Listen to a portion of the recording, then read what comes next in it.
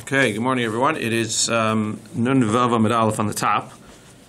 Yesterday we spoke about the idea of wine that an Ovei Kochavim is pressing, and if a Jew is allowed to help him, we said that there's really two different things that we need to be aware of and cognizant of. First of all is that there might be an issue of actually getting hana from Yayin Nesach.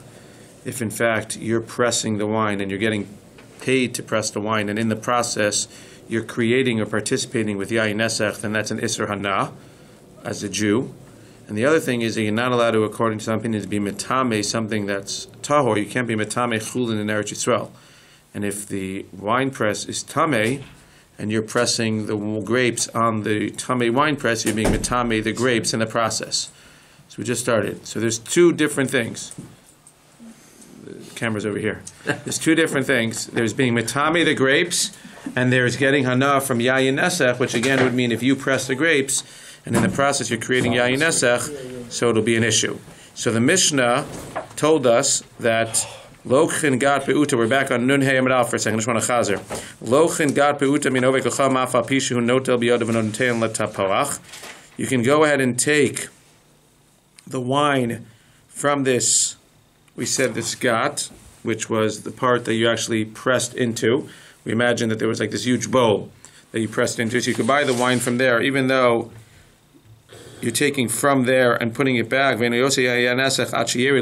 that in the Mishnah on Nun Hey Amud Aleph, it only becomes Yayin Nesach once it goes all the way through the process. So again, you press the grapes, it drips down the side of this vat. We said yesterday, as we'll see in a second, the bottom is plugged up, but theoretically it drips through the vat into the hole, down a pipe, and then down a pipe, and it goes into a stream down into a bore.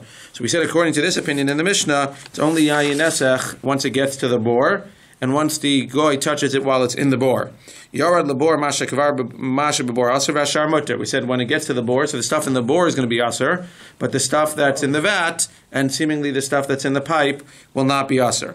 And then yesterday we spoke about the fact about dorchin. I just want to read the Mishnah again. Dorchin ima ovei kochavim begat, top of the Nehema base, avalo botzunimo. We said that you can help him participate in the process. Why? Because again, assuming that he starts the process, so now when you help him, you're not making, first of all, you're not making the grapes tameh, because he's already making them tameh himself, and you're not creating Yayin Nesach, you're not getting hana from Yayin Nesach, because it doesn't become Yayin Nesach till it gets to the end of the process to bore. But you can't bring him the grapes, because by bringing him the grapes, you're sort of encouraging him to make these grapes tameh. And we said Yisrael shu oseh b'tumah, and if Yisrael is doing it, lo dorchem v'lo botanimo, then you can't bring him the grapes, and you also can't help him, because again, he has an isser to make stuff tameh, and by going ahead and helping him pound on the grapes, you're also being part of the tumah process. You can't say by a goy where he makes the tameh and now you're just helping him afterwards. He had no isser of making the food tameh. But a Jew has an isser to make the food tameh. If you help him now, that's going to be a problem. Now we said, you can help him schlep the barrels to and from. And then we said the same thing by anachtom. Then we quoted Rav Huna, who says that, Rav Huna says that it's not when he gets to the bore that it's Yayin Nesach, it actually becomes Yayin Nesach all the way in the beginning of the process. When you push down the grapes to the very top of the vat and it starts to go down the sides of the vat, even before it goes through the hole and through the pipes and into the bore. It's going to become Yayin Nesach right away. That's how we said yesterday, and then we said we had our Mishnah. We said our Mishnah was Bar Rishona. Our Mishnah, which says, let me come Yayin Nesach until it goes to the board, that was Rishona. And then Ba'achrona, as we ended yesterday, where we said that it was Rav Huna, and therefore within Rav Huna, you can't even be Dorech. We said in our Mishnah, you could be Dorech with the Ovei Kochavim, you could help him. In Rav Huna, you can't even help the Ovei Kochavim, because what's happening? If in fact it become Yayin Nesach when you press it, so according to the Mishnah, it's not a problem. You press it, it's no issue. You're not making the food tameh because he already started pressing it, and you're not getting hana from Yayin Nesach because it doesn't become Yayin Nesach till the end. But according to this pshat, Rav Huna, you can't even help a goy press it, because even though you don't have a problem of making the thing tameh because he's starting the process, at the time that you're pressing it, in that ma'aseh of pressing it, you're making a Yayin Nesach because he's standing right there, and that is considered to be getting hana from Yayin Nesach since you're getting paid to do the job.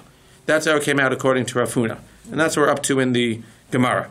You got a question? Or? The kelim of goyim are all considered tumah. Is that part of the reason why we have the toivel kelim that are made? Right, but we're not necessarily using kelim here. We could say that we're using your hand or your foot or whatever. you're stomping on No, it. So I thought it was the wine press itself. Is oh, so the wine press itself is considered to be tamei if it's Yovei Kochavim. Correct. So it's considered to be tamei. But at the end of the day, again, if he's starting the tumah process, then you don't have a problem of the tumah. You have a problem, though, of other things. But it's interesting because, again, we're assuming that in the case of the Yisrael, it's also, we're dealing with the Yisrael who's doing it betumah, and that's why it's also to help the Yisrael. Right? Or else what would be the problem with helping the Yisrael? So that's what we're up to. What is the tumah? Midrabanan? Not midraisa, right? No, you're just making... It's more eating it in tumah. No, but I'm saying the whole concept of their keeping is midrabanan, right? Right, but again, making tumah food and making food tamei in general is not a problem. It's the fact that you're making tamei food, chulin food in Eretz Yisrael. That's the issue. So now we say, so this was in Rav Huna, and again, so within Rav Huna we said that not only can you not bring him the stuff, you can't even help him go ahead and be dorecha. You can't even help him press it, as opposed to in our Mishnah, which we said you could help him press it because it doesn't become yain nesel to the end of the process. So that's what we're up to on Nun Vav Naf. Ein botzen in Yisrael sheotze pirosa betuma, kosh kein shein dorchen. Obviously, within Rav Huna, just like with the other opinion, you can't go and help a Jew either way. Just like by the other opinion, you can't help a Jew bring him the stuff or be dorechet. You can't help him because again, you're being involved in the tumah process. Aval botzen in ma'ovei kochavim begad shemuter ligrom tuma lechulin sheberetz Yisrael. But according to this opinion, again, this is seemingly maybe separate from Rav Huna, but according to this opinion, you're allowed to actually be goreim tuma lechulin sheberetz Yisrael. If you're allowed to be goreim tuma lechulin sheberetz Yisrael, then you're allowed to be botzer ma'ovei kochavim. Means even according to Rav Huna, we said if you assume that you're not allowed to be metamei chulin in Eretz Yisrael, then you can't help the Jew at all, whether it's botzer in harvesting or helping him stomp on it. If you're not allowed to bring tumah to chulin in Eretz Yisrael, then you can't bring the grapes to the non-Jew. The only thing you can do is you're allowed to go ahead and be dorecha, because once he starts the process, he's being matami the grapes and you're just helping him afterwards. That would be the only case that would be okay. Within Rav Huna, you can't even help that one case. You can't even help the non-Jew in that case, because even though you don't have a problem with tumah, you have a problem with making yayin nesach. However, over here, if you hold if you hold that you're allowed to be matame fruits in Eretz Yisrael, then what? Then seemingly you're allowed to be botzer to the Jew. You're allowed to be dorech with the Jew, because those were only issues of tumah, those weren't issues of yain nesach. And you'd be able to, even by Rav Huna, who says you can't press with the goy because you're creating yain nesach in the process at the top of the vat, according to him, you'd be able to bring the grapes to the non-Jew, because at the end of the day, that's not considered to be leading him to do tumah, because you're allowed to make the stuff tameh. The only issue would be, according to Rav Huna, to be dorech. So if you say that there's no problem of tumah in Eretz Yisrael, then you'd be able to do anything with anybody. You could help all Jews, and you can help all non-Jews, again, assuming you don't hold like Rav Huna. If you hold like Rav Huna, then the only thing that would be usher then would be to help him press it at the top of the vat. Zaz the Gemara. The problem is that our Mishnah clearly says it doesn't become yain nesach until it makes it to the bor, which is not a problem. We said that's one opinion. It only becomes yain nesach when it gets to the bor, and according to Rav Huna, becomes yain nesach all the way on top. That was the Rishona. So says the Gemara, V'atani, we have a problem, because it says by Chumas and Maisos that you're not chayiv in Truma Maiser until the end of the Malacha. And the end of the Malacha over here, it says, is yayin mishayakveh. That it's not the end of the Malacha until the yayin actually goes ahead and we would say settles in whatever it's settling in. So the Gemara says, Amar Rava, so what's the kasha? It sounds like in our Mishnah, again, this is definitely not like Rav Huna. Rav Huna says you're chayav as soon as you press it on top. But even according to the Rabbanan, it sounds like what? According to the Rabbanan, it becomes yayin nesach as soon as it goes into the bor. But according to this, it's not the Gemar Malacha. Even when it goes into the bor, it's not Gemar Malacha until the whole thing settles in the bor. It stops dripping, and it stops and it settles, and all of the bad stuff comes to the top, and you're able to skim it off. That's the Gemar Malacha. So this seems to be a third opinion. Says the Gemara, Amar Rava, Lo kasha, that's not a kasha. Ha Rabbi Akiva, ha Rabbanan. That's Rabbi Akiva and that's Rabbanan. Titnan yayin mishayered labor. That's what the Rabbanan say. That both by Chumas, this is by Chumas and Maasros we're talking about, but we're assuming that we're equating it to Avodah Zarah as well. That by Chumas and Maasros and therefore by Avodah Zarah, once it goes into the board, it's the Gemar Malacha. And Rabbi Akiva, Omer Mishayakfa, once it settles. Ibayilahu, we have a question. Maybe Rabbi Akiva is even more makil than we think. When Rabbi Akiva says until it settles, kifoy de bor or kifoy de chavis. Does that mean when it settles in the bor?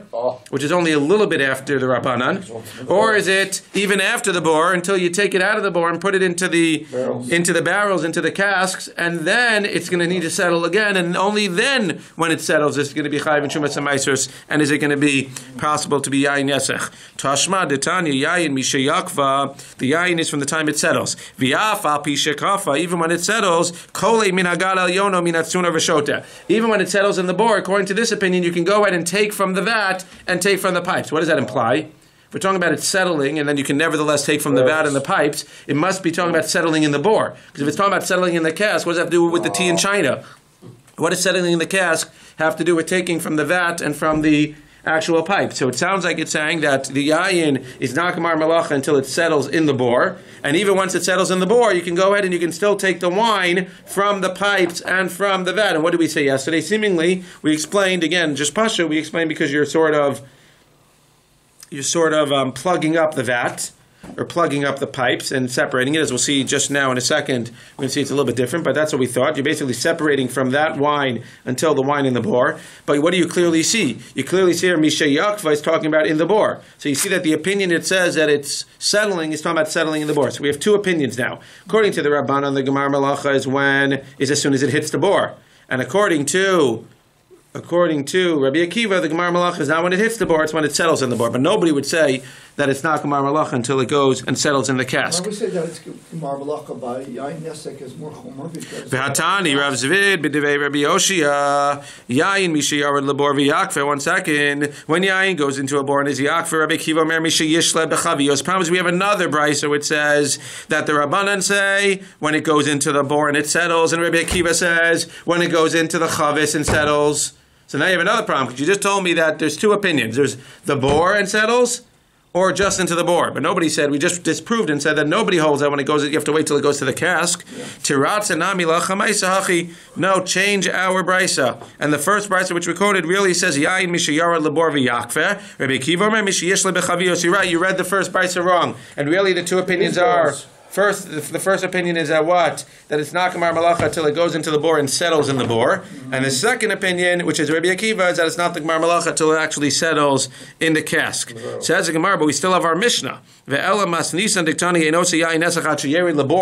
Our Mishnah clearly says not until it goes to the bor. That seems to be a third opinion. Because you just said that the two opinions are what? When it goes into the bor and settles. The second opinion is what? When it goes into the cask and settles. But our Mishnah clearly says that there's an opinion, even though it's the Mishnah Rishon, it says that there's opinion that once it goes into the bor, it's now the Gemar Malacha. Lema Tlasa Tanahi. We're saying that there are three different opinions. Lo Shani Yayin Nesach Ta'achmiru Be'Rabbanan. No, Baruch Kivanta, no. That's Truma. And this is Yayin Nesach. By Truma, we could say that what? By Truma, we're going to say that it's not going to be Gemar Malacha until it either settles in the bor or until it settles in the cask, according to Rabbi Akiva. But by Yayin Nesach, we're going to be more machar, we're going to bring it back one step. According to one opinion, it's going to be as soon as it gets into the bor. And according to the other opinion, it's going to be not until it settles in the bor. There's only one problem. The problem is that this whole discussion started with Rava. Look back to the top of the daf for a second.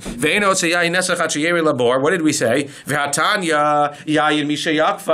We brought a kasha from what? From Trumos and Maisros. Amarava lo kasha harabi Akiva harabanan. What are you talking about? According to Rava, what should Rava have said? Lo kashya, this is Truma, and this is Yayin Nesach. Right. So for everybody else who didn't come first and they were working within Rava, when they get down the line, they can go back and say, you know what? We don't have to start answering up all these Gemaras. This was not what we had in mind when we started giving you opinions. We don't have to go back, and we can just say at the end of the day, there's a difference between Yayin Nesach and Truma. Rava can't say that. Because Rava, you had your chance to say that. Nobody else had a chance. They were working within Rava. But when the kasha was presented to Rava, the rabbi, so he had the first shot at it. Right. Everybody else who came afterwards, once they had heard Rava say, Harabi Kiva Rabbanan, so they went within Rava. And then they realized after they got all these other brises that you can't really say that because you have a third opinion. So they can go back and say, no, Ha Truma, Ha Yayin Nesach. Rava doesn't say that. Therefore, within Rava, we have a problem. Because Rava can't go and back say there's a difference between Truma and Yayin Nesach. If there was, you should have said that in the beginning. So what he could have said, he's just defining the chiluk between the two. It doesn't mean that he doesn't hold that there's a difference between Yayin Nesach and Truma. 1 second. There was a brisa. There was our Mishnah, which says, 1 second, our Mishnah says, it doesn't become Yayin Nesach until it goes into the bor. Right. As soon as it goes into the bor, it becomes Yayin Nesach. we come into the base medrash and say, but we have a brisa by Trumas and Maisros that says that it doesn't become yain nesach when it goes into the bor, or it doesn't become Trumas Maisros till it goes into the bor, i.e. Gemar Malacha. It only becomes Gemar Malacha when it settles in the bor. If you were Rava, what you needed to answer at that point, if you really felt that it was true, is that's not a kasha.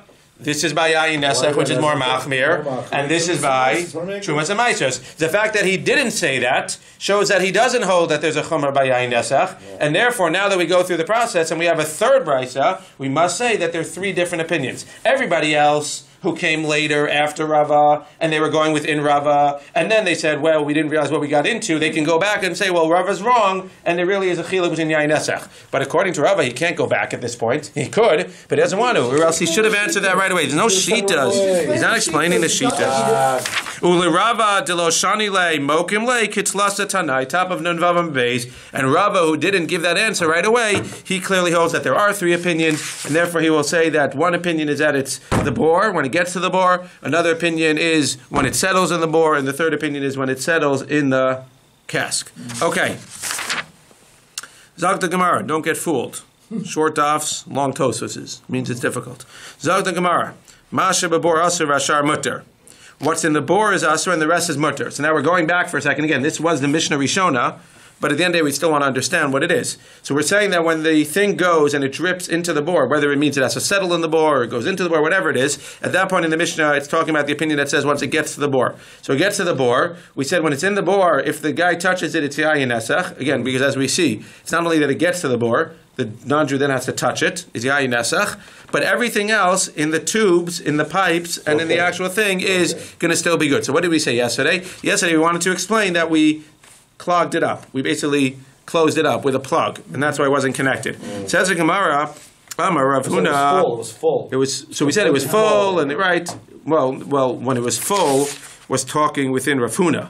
When it was full, was talking within Rav Huna that when you press it from the top of the vat, it's totally full, so it doesn't go into the vat. Right. This is talking about the other opinion that doesn't become yain nesach until the bor. Now, at the end of the day, the question is, what happens to all that other wine? So we said all that other wine is mutter, but why is that? If it's actually touching, if there's one continuous flow from the vat through the pipes into the bor, and all the stuff in the bor is yain nesach, then clearly all the stuff over there should be yain nesach as well. So what's pshat? Says the Gemara, Amar Rav Huna, Lo shanu ela shelo hichser gargutni legat, aval hichser gargutni legat aser. When I talk about the fact that all of the stuff in the vat and in the pipes is mutter, that's only when I don't take the stuff that was caught in the actual strainer and put it back. That means the way again it is, you have a vat, you press it into the vat, it goes into the vat, it goes through a thing, through a pipe, and then as we'll see in a second, it either then drops into a bor or flows directly into a bor. So, well, maybe we could say it drops into a bor, but depending how high the bor is, bor might get high enough that it then goes directly into the bor. There's a strainer, let's say, at the very end, right before it drops into the bor. So if you take that stuff from the strainer and you throw it back into the thing, why would you throw it back in? Because you want to repress it. If you throw it back in, then all the other stuff becomes yayin nesach. Why? Seemingly, again, that would seem that this stuff was connected somehow to the stuff in the bor. This stuff wasn't. Stuff in the strainer was connected to the bor. And therefore, when you mix it back in, you're mixing yayin nesach back in. So the question becomes, O garguti gufa b'mai kamitzera. Why are these pieces in the strainer? Why are they actually aser? B'nitzuk shmamina nitzuk chibor. So the Gemara at this point is assuming what's happening, going through the vat, then coming through the pipe, and then dropping like a waterfall into the bor. Nitzuk is like nishuk. Once it's kissing each other, once there's a flow, we assume that the stuff that's at the top of the flow is going to be asur, even though obviously when you have a flow, there's nothing going from the yayin nesach up into the stream. The water's going, or the wine is going like this. And yet, since there's a flow and there's a stream that connects the top to the bottom, whatever's left on the top. It sounds like there must have been some type of break. Sounds like there must have been some type of break, or else you'd have the entire stream. It sounds like there must have been some type of break between the wine that was by the strainer and the wine beforehand. So you had all the wine beforehand, then there's a break. That wine somehow goes into the strainer. Then the strainer flows into the bor. So now we're saying that it shows that that flow, that stream, sort of, even though physically it doesn't happen, it goes back up. The yayin nesach from the bor goes back into the thing since it's connected. If you then take that and throw it back into the main vat, everything in the vat and everything in the pipes becomes yayin nesach. By the way, we see that flow going up again in kashrus too by weekly rishon. Correct. Happens So by it's Iroi the same too. concept of coming back up. You don't have to physically move it, it's just the fact that it's connected. No. The Gemara here is saying that shelo hichser, lo shanu shelo hichser garguti legat. You have to actually take those things and throw them into the gut. That's why I was suggesting that clearly there was a strainer that was somehow it was disconnected from the rest of the stuff, from the vat and from the pipes, and then that stuff in the strainer is connected to the bore, so that stuff becomes aser. And now when you go in and you take it and throw it back into the vat with the pipes, that all is going to be aser. If you don't throw it back, then everything else is still mutter. And our Mishnah, which said hasha'ar mutter, is talking about when you don't throw the stuff back in, then everything else is mutter. Comes along Rabbi Chia and says, no, you're being too machmir. Kedetani Rabbi Chia, shepechasto tzlichuso, hachanami shepechasto boro. He says no, that the wine was not merely connected by a stream. If it's just a stream, then we don't assume that the yain nesach goes up. And even if it's connected by a stream, if you take the leftover stuff, you throw it back in, it doesn't make everything yain nesach. When it talks about the case where if you take this and you throw it back in, it becomes yain nesach, is when, seemingly using our example, the yain came up all the way to the top, and now it was physically touching the stuff in the strainer. If it was physically touching the stuff in the strainer and it wasn't just a stream, a flow, he holds that when you have a flow, it doesn't go from the yain nesach back up, or any case of iroi, etc. Iroi means pouring. It doesn't go that way. But if they're actually touching, if the bore, stuff in the bore, which is yain nesach, which the guy now has touched. Now, we haven't really talked about touching. The next part of the Gemara is going to talk about the fact that it's not just that it goes into the bore, it becomes yain nesach. The non-Jew has to then touch it. So assuming that he touches it, if the stuff is connected from the strainer, if it's actually touching the stuff in the bore, then that becomes yain nesach as well. If you pour that back in, then everything else becomes yain nesach. But you understand what I'm saying? There must have been some type of break between the strainer and everything else, because if not, then it doesn't have to throw it back in, then the whole thing would be bad. So there's clearly a vat with a pipe. Somehow, again, there's a strainer there. The strainer is not connected to that stuff, but it is connected to this stuff.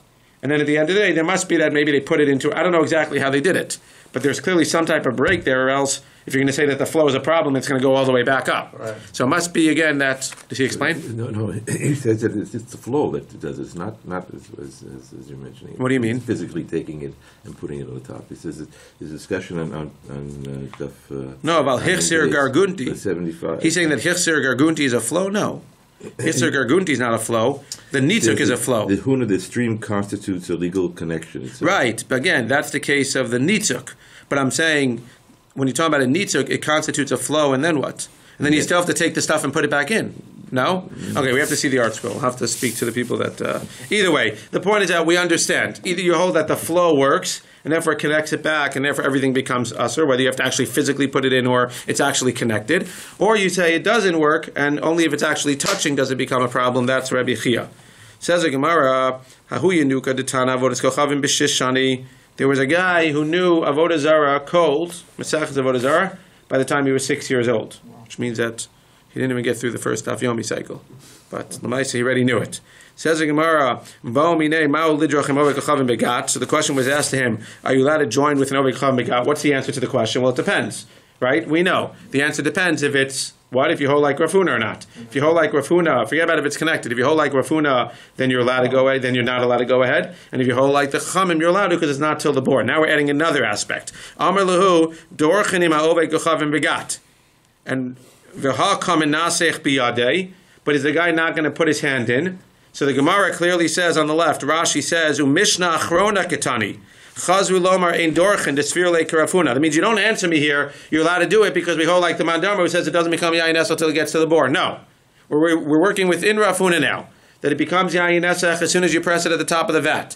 If in fact it becomes yayin nesach as soon as you press it on top of the vat, what did we say? We say you're not allowed to help him press because even if you don't have a problem of tumah, at the end of the day, what? As soon as you press it, it becomes yayin nesach at the top of the vat. And we said that by helping him and getting paid to help him, you're getting hana from the salary, you're getting hana from yayin nesach indirectly, but you're getting hana from yayin nesach.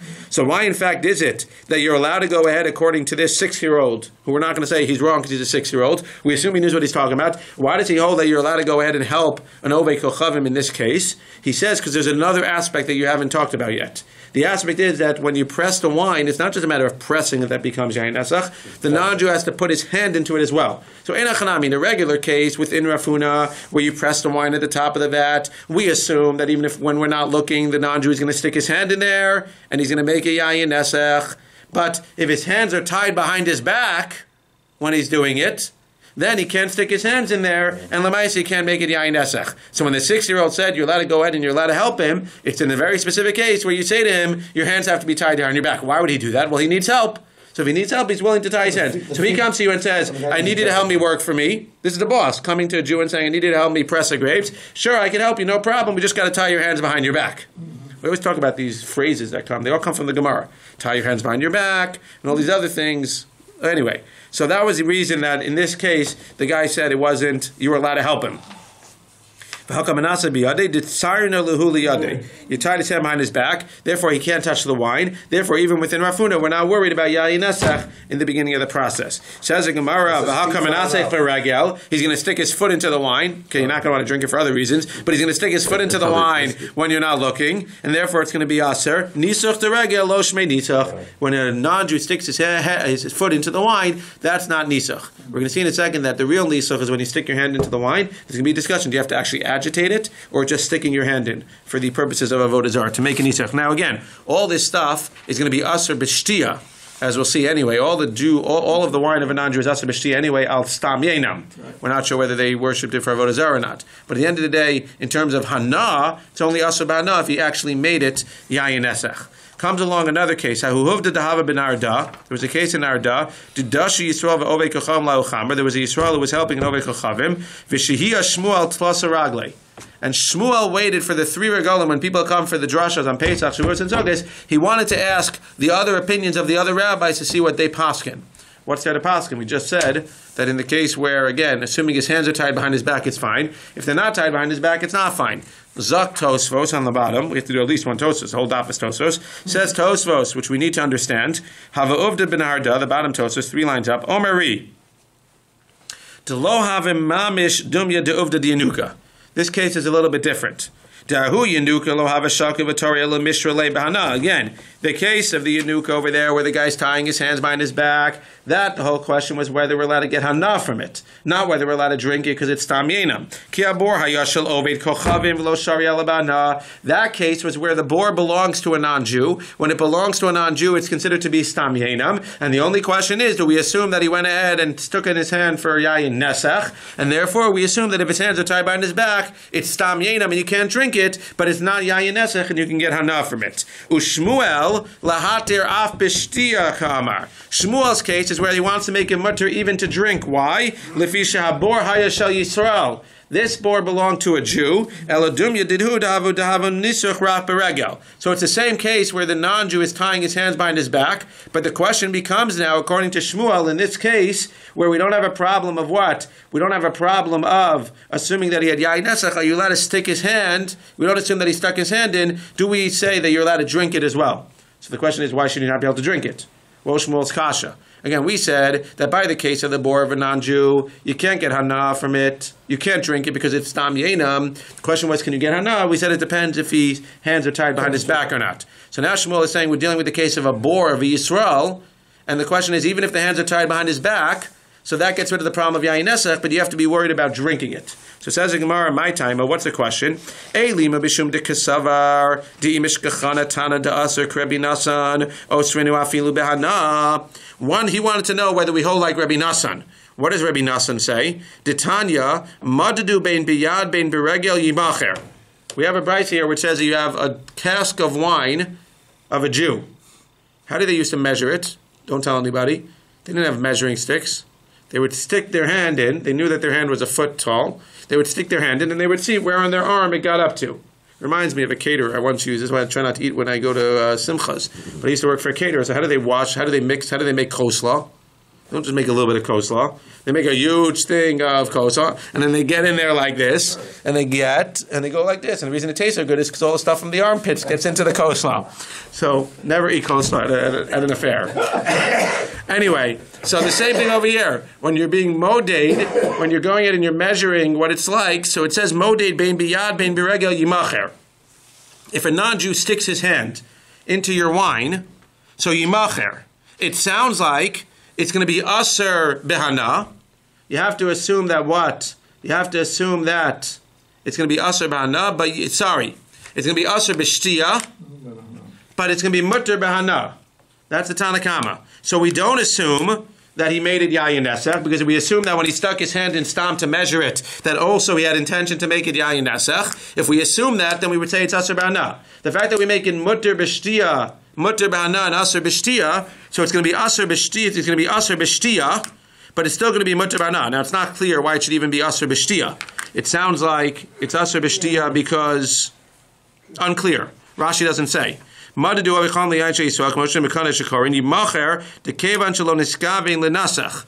it's unclear if it's going to be mutter b'hana. It's unclear why it's not mutter b'shtiya. That's that case. But it's asur b'shtiya mutter b'hana. Rav Nassan omer biyad asur b'regel mutter. Rav Nassan says that once he sticks his hand in, we need to assume that what? If he sticks his hand in, then we assume that he had intention, even though he was measuring, he had intention for yayin nesach as well, and therefore you can't even sell it. So the question becomes, that can't be Shmuel was waiting for that opinion. Why? Eimer d'amar Rav Nassan biyad b'regel miyamar. Because Rav Nassan was talking about the yad. When you stick your hand in, so we assume that you had intention for yayin nesach, even if it was a Jew's wine, and therefore it's asur b'shtiya, asur b'hana. But that can't be what Shmuel was waiting for, because what was the case of Shmuel? Shmuel was dealing with a case with what? It was the wine of a Jew, but the guy's hands were tied behind his back. So if you're telling me he was waiting to find out who we paskin like, it can't be that he was waiting to find out whether we paskin like Rabbi Nassan, because Rabbi Nassan was not dealing with a case where the Jew, where the non-Jew sticks his hand into the wine. He was dealing with a case where what? He was dealing with a case, he wasn't dealing with a case where the non-Jew sticks his foot into the wine. He was dealing with a case where the non-Jew sticks his hand into the wine. And therefore our case where we said that the hand of the Jew, of the non-Jew was tied behind his back, we don't know what Rabbi Nassan, we don't know. We don't think that Rabbi Nassan would be machmer in that case. He would say it's mutter. So rather, who are we trying to find out? Ela di'imishkachana tana deshari ki Rabbi Shimon ashrei afilu b'shtiya. There's a third opinion. Again, there is the opinion of the Tanakama who says that if the non-Jew sticks his hand in, it's aser b'shtiya b'mutter b'hana. According to Rabbi Nassan, if you stick your hand in, it's aser b'shtiya and it's aser b'hana. And then you have a third opinion that if the non-Jew sticks his hand in, not only is it going to be asur b'shtiya, not only is it going to be mutter b'shtiya, it's going to be mutter b'hana, it's going to be mutter with everything. So you have mutter b'shtiya, mutter b'hana, asur b'shtiya, mutter b'hana, and asur b'hana and asur b'shtiya. And what he wanted to know is there anybody who holds like Rabbi Shimon, who would say that whether you stick in your hand or you stick in your foot, no matter what you do, and that's the case over there of the Mishnah on Samach Hamad Beis, talks about what happens if a non-Jew falls into the vat of wine. Does it automatically make the entire vat asur? Again, I don't know if I don't necessarily want to drink it, but does it make the entire vat asur? According to Rabbi Shimon, no. Bein biyad, bein beregel, no matter what, it's mutter b'shtiya and mutter b'hana. So Rosh Shmuel wants to know, do we hold like that opinion? That if he touches it, bein biyad, bein beregel, it's going to be mutter b'shtiya or mutter b'hana? Or do we hold that even if he goes ahead and touches it with his foot, then even though it's not going to be asur b'hana, it's still going to be asur b'shtiya, and that's what Shmuel was trying to figure out. In this case, where the non-Jew's hands are tied behind his back, he wants to know if we have to be worried that he stuck his foot in. So we understand since it belongs to the Jew. Again, if it belonged to the non-Jew, then there's nothing to talk about. Then it's tam yenam, and therefore you can't do anything with it. But in this case, bein biyad, bein beregel, again, when you stick your foot into it, so now the question is, will it still be mutter b'shtiya, or will it be asur b'shtiya and still only mutter b'hana? Not